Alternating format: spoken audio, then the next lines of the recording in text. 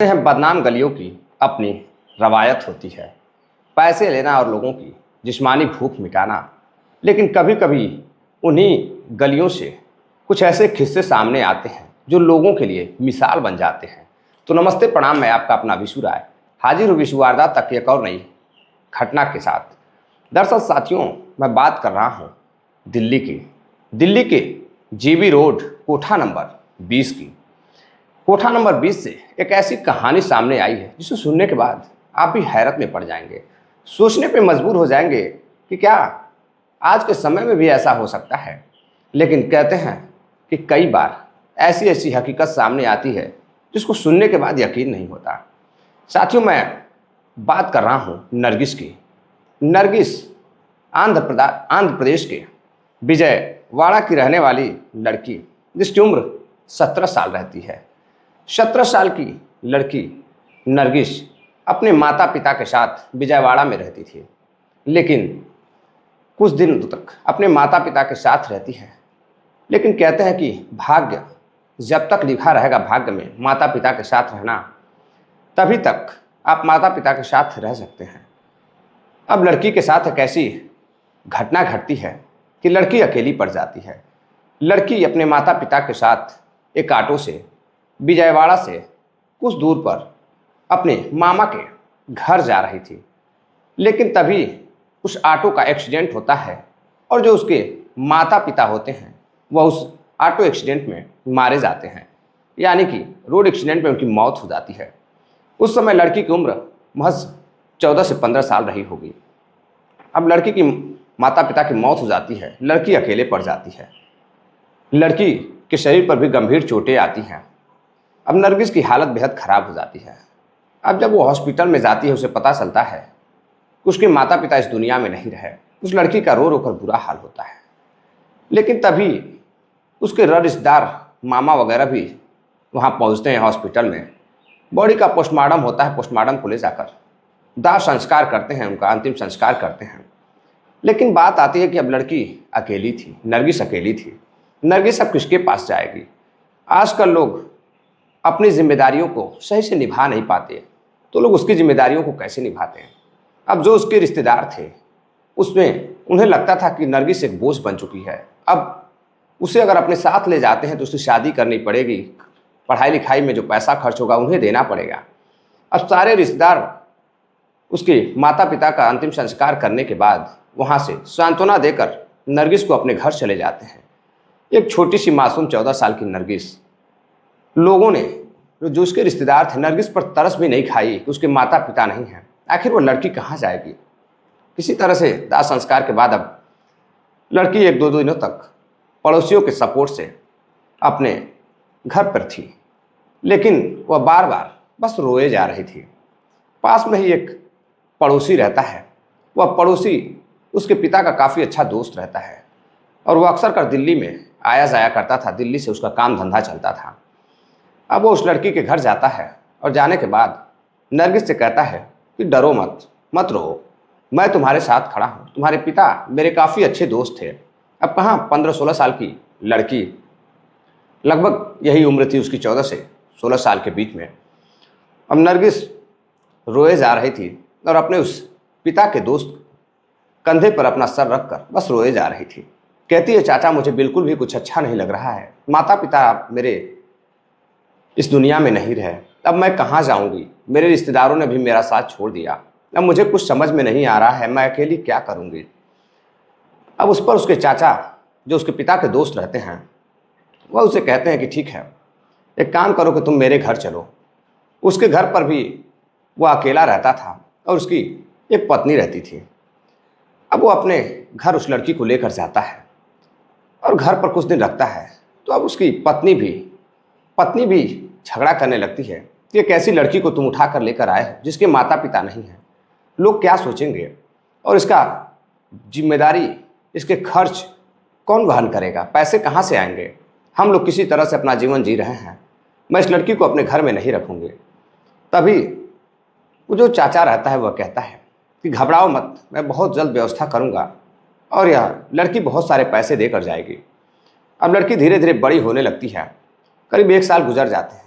एक दिन उसका चाचा जो पिता का दोस्त रहता है वह दिल्ली जाता है। कुछ दिनों बाद दिल्ली से वह घर लौट कर आता है। तो उसकी पत्नी कहीं बाहर गई हुई थी।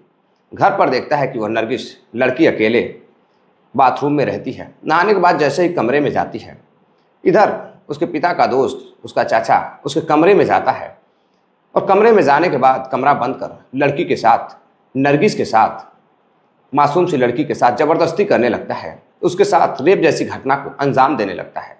लड़की चीखने लगती है, चिल्लाने लगती है, कहती है चाचा ऐसा मत करो, कुछ तो रहम करो, मेरे माता पिता इस दुनिया में नहीं हैं, मैंने आप पर भरोसा करके आपके साथ मैं आई हूँ और आप ऐसा कर रहे हो। तो कहता है घबराओ मत, मैं एक लड़का देख कर आया हूँ, अगर तुम मेरे साथ जो मैं कहता हूँ करोगी तो मैं उससे तुम्हारी शादी करा दूंगा। लड़का दिल्ली में रहता है, बहुत अच्छा लड़का है और वह तुमसे शादी करने के लिए तैयार है। लड़की फिर भी अपने चाचा को कोसती रहती है, लेकिन दरिंदा चाचा नहीं मानता है। वह जानता था कि इसके आगे पीछे कोई नहीं है, भला इसको पूछने वाला कौन है। और वह कई दिनों तक लड़की का शोषण करता है और शोषण करने के बाद एक दिन अपने पत्नी से कहता है कि मैं इसको लेकर जा रहा हूँ इसकी शादी कराने के लिए दिल्ली में। वह पूरी रात पत्नी के पास रहता है, पत्नी से बातचीत करता है और नरगिस से कहता है कि तुम तैयार हो जाओ, मैं तुम्हें दिल्ली लेकर चल रहा हूँ, वहाँ तुम्हें नौकरी भी दिला दूंगा और तुम्हारी शादी भी करा दूंगा और तुम उसी के साथ रहना। अब नरगिस सोचती है कि इस दरिंदे पिता के दोस्त चाचा के साथ रहने से तो अच्छा है कि मैं किसी गैर मर्द के साथ रहूं, कम से कम उसके साथ अपना जीवन यापन करूंगी, नई ज़िंदगी शुरू करूंगी। अब लड़की अंदर से टूट चुकी थी, लेकिन उसे एक किरण दिखाई देती है, उजाले की किरण दिखाई देती है। उसे लगता है कि अब उसका भविष्य बनने वाला है। अब वहाँ से वो अपने उस दरिंदे चाचा के साथ दिल्ली निकलती है। दिल्ली ले जाने के बाद वह एक रात होटल में रखता है। होटल में रखने के बाद अब अगली सुबह उसे लेकर दिल्ली जीबी रोड कोठा नंबर 20 पर लेकर जाता है। वहाँ लेकर जाता है। जब लड़की गलियों में पैदल जा रही थी तो वो देख रही थी कि आसपास छोटे छोटे कपड़े पहनकर लड़कियाँ छतों पर खड़ी थी, तो कोई नीचे खड़ी थी। तो जो लोग आ रहे थे जा रहे थे उनको वह हाथ से इशारे कर, आंखों से इशारे कर अपने पास बुलाने की कोशिश कर रही थी। अब लड़की धीरे धीरे समझने लगती है कि आखिर ये कौन सी गली है, कहाँ पर यह लेकर आए हैं, यहाँ पर छोटे छोटे कपड़े पहनकर लोग क्या कर रहे हैं। खैर लड़की सोचती है कि उससे उसका क्या लेना देना। अब वो गलियों को देखते हुए कोठा नंबर 20 पर वह दरिंदा चाचा लेकर जाता है और जैसे ही ऊपर लेकर जाता है, सामने एक बेहद सज सवर कर बैठी एक महिला जिसकी उम्र 40 से 45 साल रहती है, मुंह में पान चबाए हुए, वह उसे बुलाती है और बुलाकर नाश्ता वगैरह मंगवाती है और उसकी बड़ी इज्जत करती है। इज्जत करने के बाद वह लड़की को, नरगिस को उसके सौंपता है और कहता है यही वो लड़की है जिसकी तुम्हें शादी करानी है और आज के बाद इसका ख्याल तुम ही रखना। और वह महिला जो अधेड़ महिला थी उस लड़की को अपने पास बैठाती है, कहती है बेटा तुम चिंता मत करो, मैं तुम्हारा बहुत ख्याल रखूँगी, आज के बाद तुम्हें सारी खुशियाँ मिलेंगी। अब वहाँ से वह कुछ एक बैग में कुछ पैसे लेता है, करीब 50,000 रुपये, और वहाँ से वह चला जाता है। अब लड़की को लगता है कि चलो इस दरिंदे चाचे से छुटकारा मिल गया, भला वो एक अच्छे जगह आ गई। लेकिन तभी अगले दिन मालकिन जो रहती है कोठे की, वह कहती है कि नरगिस तुम ये कपड़े पहन लो और अभी एक व्यक्ति आएगा जिससे तुम्हारी शादी होनी है, वह तुम्हारे कमरे में जाएगा, अगर तुम उसे खुश कर दोगी तो वह तुमसे शादी करने के लिए तैयार हो जाएगा।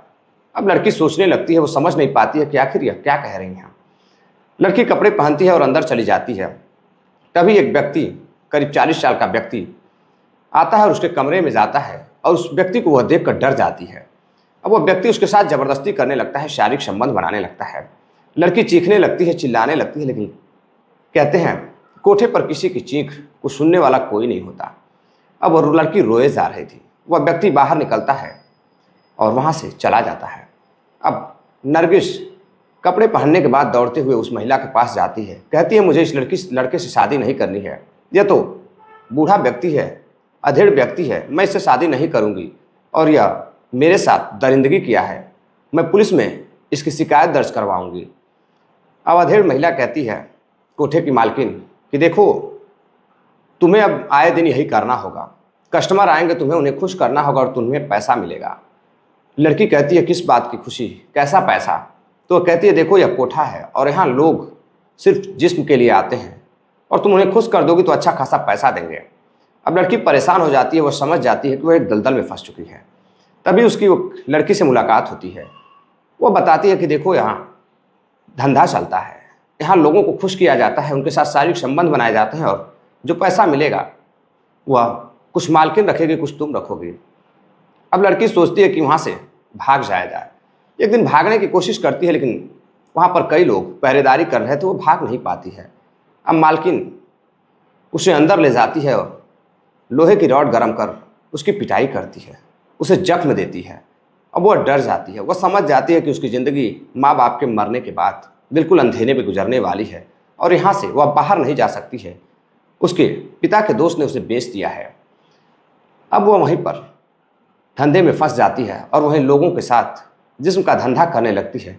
अब एक नरगिस जिसके माता पिता इस दुनिया से चले जाते हैं, वह बेटी ज़िंदगी की तलाश में, नई ज़िंदगी की तलाश में अब एक ऐसे दलदल में फंस जाती है जहाँ से वह एक वेश्यावृत्ति का धंधा शुरू कर देती है। मजबूरी में अब वो एक बस्या बन जाती है, अब वहाँ काम करने लगती है। तभी मुजफ्फरपुर बिहार का रहने वाला एक लड़का जो कि मुजफ्फरपुर में ठेला लगाकर अपना घर का काम धाम किया करता था, खर्च चलाया करता था। लेकिन अब गांव में एक ठेला लगाने से उसका परिवार नहीं चलता था। घर पर माता पिता थे, छोटी बहन की शादी करनी थी। किसी तरह वह एक दोस्त से बात करता है जो दिल्ली में ही रहता था। अब वो अपने दोस्त से बात करता है नौकरी की तलाश में, तो उसका दोस्त कहता है ठीक है तुम चले आओ। अब मुजफ्फरपुर का रहने वाला शैलेश दिल्ली नौकरी की तलाश में जाता है। दिल्ली नौकरी की तलाश में जाता है, अपने दोस्त के पास एक रात रुकता है। अगले दिन वह एक कंपनी में जाता है, वहाँ बातचीत होती है। करीब 15 से 20 हज़ार रुपये में सैलरी में वह काम करने के लिए तैयार हो जाता है। लेकिन शाम को जब कमरे पर आता है तो उसका दोस्त राजेश उससे कहता है कि चलो आज मैं तुम्हें एक ऐसी जगह लेकर चलूँगा जहाँ तुम घूमने के बाद खुश हो जाओगे। शाम को दोनों तैयार होते हैं और राजेश अपने दोस्त शैलेश को लेकर जीबी रोड गलियों में घूमने लगता है। अब वहाँ जब गलियों में जाता है तो देखता है कि छोटी छोटी लड़कियाँ, बड़ी बड़ी लड़कियाँ, बड़ी बड़ी औरतें छोटे छोटे कपड़े पहनकर अपने जिस्म दिखाकर लोगों को इशारे कर अपनी तरफ बुला रही थी। अब वह सब कुछ समझ जाता है। तभी वह जैसे आगे बढ़ता है उसकी नज़र कोठा नंबर 20 के कमरे के ऊपर पड़ती है, रेलिंग पर। तो वह देखता है कि बेहद ही खूबसूरत लड़की 18 से 20 साल की उम्र में वहाँ पर खड़ी है। जब उसे देखता है तो वह देखता रह जाता है। फिर वहाँ से उस दिन तो वह चला जाता है। फिर एक दिन काम कर जब वह लौट रहा था तो उसी गलियों से आ रहा था। अब उसी कोठा नंबर 20 पर वह जाता है, मालकिन से बात करता है और कहता है कि एक लड़की को मैंने देखा था, मैं उसके साथ समय व्यतीत करना चाहता हूँ। लेकिन मालकिन कहती है कि वो अभी बिजी है, किसी और दिन आना। अब वहाँ से वह चला जाता है। अब उस लड़की का चेहरा उसके दिलो दिमाग में छाने लगता है। अब वह लड़का उस लड़की को एक ही नज़र में देखने के बाद दिल दे बैठा था। अब शैलेश की आंखों के ऊपर दिमाग में सिर्फ नरगिस का चेहरा घूम रहा था। अब वो अपने दोस्त से कहता है कि यार उस दिन जब हम दोनों घूमने गए थे तो वहाँ पर मुझे एक लड़की दिखाई दी थी जो बड़ी खूबसूरत थी और काफ़ी कम उम्र की थी।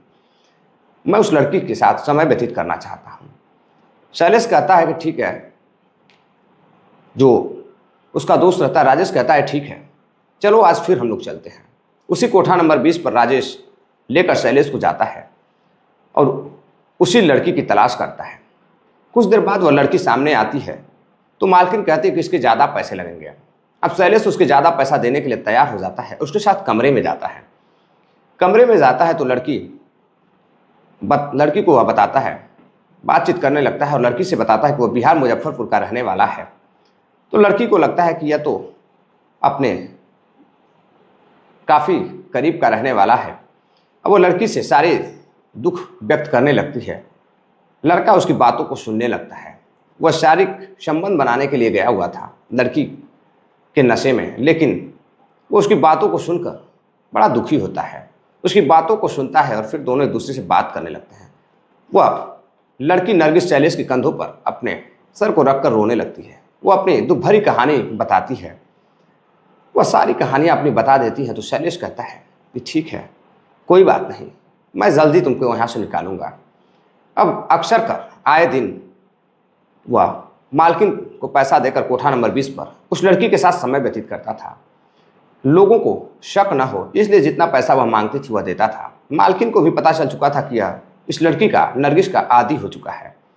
अब रोज़ाना नरगिस भी उस लड़के का इंतजार शैलेश का करती थी, क्योंकि वह भी उसे चाहने लगी थी। दोनों एक दूसरे को चाहने लगे थे। अब लड़का उससे शादी करना चाहता था। अब शैलेश अपने दोस्त राजेश के पास जाता है और कहता है कि यार देखो, मुझे नरगिस से प्यार हो गया है, मैं नरगिस को बेहद चाहने लगा हूँ। अब राजेश शॉक्ड हो जाता है। वह कहता है यार क्या बात कर रहे हो, एक बेश्या से मोहब्बत कैसे हो सकती है? तुम्हारे घर वाले क्या कहेंगे, समाज क्या कहेगा, लोग क्या कहेंगे, गांव वाले क्या कहेंगे? वह कहता है कि देखो, उस लड़की के साथ जुल्म हुआ है। उसके माता पिता के मरने के बाद उसके पड़ोसी चाचा ने उसे यहाँ पर बेच दिया और वह लड़की फंस गई। वह बचपन से या कोई खानदानी बेश्या नहीं है। अब राजेश कहता है बात तो तुम्हारी सही है, लेकिन फिर भी एक बार सोच लेना। वह कहता है नहीं, मुझे उस लड़की को निकालना है और तुम मेरी मदद करो। अब दोनों मिलकर महिला आयोग के पास जाते हैं। वहाँ जाने के बाद बातचीत करते हैं और नरगिस के बारे में बताते हैं। अब महिला आयोग की जो अध्यक्ष रहती हैं उन्हें भी बहुत बुरा लगता है कि एक लड़की इस तरह से जंजल में फंसी हुई है और वेश्यावृत्ति का शिकार हुई है। अब वह पुलिस वालों को लेकर वहाँ रेड करती है तो वह नरगिस वहाँ से बरामद होती है। नरगिस से पूछताछ किया जाता है तो नरगिस सारी अपनी बात, किस तरह से वो आई थी और कितने पैसे में बेचा गया था, यह बात मालकिन भी बता देती है। और पुलिस अब वहाँ से नरगिस को छुड़ा कर ले जाती है, कोठे से बाहर ले जाती है और बाहर ले जाकर शैलेश से एक कागज़ पर सिग्नेचर करवाती है। लिखित कार्रवाई होती है और नरगिस भी अपना फ़ोटो वगैरह लगाती है, उसकी भी सिग्नेचर वगैरह लिया जाता है। लिखित कार्रवाई करने के बाद महिला आयोग वहीं पर एक जगह रहती है जहां पर बदरपुर आर्य मंदिर में महिला आयोग और कुछ पुलिस वालों के सामने दोनों की, नरगिस और शैलेश की शादी करा दी जाती है। और सबसे हैरानी की बात रहती है कि उसके घर वाले भी उस शादी में मौजूद रहते हैं, लेकिन किसी को कोई एतराज़ नहीं रहता है, क्योंकि लड़की की हकीकत सभी जान चुके थे कि लड़की किस तरह पहुंची थी। लड़का उसे अपनाने के लिए तैयार था। अब घर वाले भी मजबूरन तैयार थे और खुशी खुशी दोनों की शादी होती है। और शैलेश अपनी पत्नी नरगिस को अपने गांव मुजफ्फरनगर, अपने शहर मुजफ्फरनगर, अपने गांव लेकर जाता है और सभी को वहां पर बहुभोज का कार्यक्रम रखता है। सभी को बहुभोज कार्यक्रम में बुलाता है। लोग उसकी हकीकत को जानते हैं, लेकिन लोग कहते हैं कि वाकई में व्यक्ति हो तो शैलेश रहता। शैलेश ने बहुत ही अच्छा काम किया है और शैलेश की वाहवाही चारों तरफ गांव में हो रही थी। कुछ लोग अपने तरीके से उसकी शिकायतें भी कर रहे थे, मज़े भी ले रहे थे, लेकिन जो काम शैलेश ने किया था उसकी हर तरफ तारीफदारी हो रही थी। अब यह खबर समाचार पत्रों के माध्यम से जब निकलती है तो लोग इसे सुनकर हैरान रहते। लोगों को यकीन नहीं हो रहा था कि वाकई में कोई व्यक्ति ऐसा भी हो सकता है। तो साथियों, ये थी आज की पूरी कहानी। चलते चलते कुछ साथियों ने कमेंट किया है, जिसका नाम है अवधेश दुबे हैं, बहन करीना चौधरी हैं, केपी चौधरी हैं, सुरेश कुमार जी हैं, रामनाथ जी हैं, श्रीनगर सीआरपीएफ से हैं, सोहन लाल शेटिया हैं, बिवर राजस्थान के रहने वाले हैं, सुनील चौधरी जी हैं, सेंट्रल जेल बीकानेर के रहने वाले हैं। आप सभी का बहुत बहुत धन्यवाद। मिलते हैं एक और नई कहानी के साथ। तब तक के लिए आप अपना ख्याल रखिए, अपने परिवार का ख्याल रखिए। जय हिंद, नमस्कार।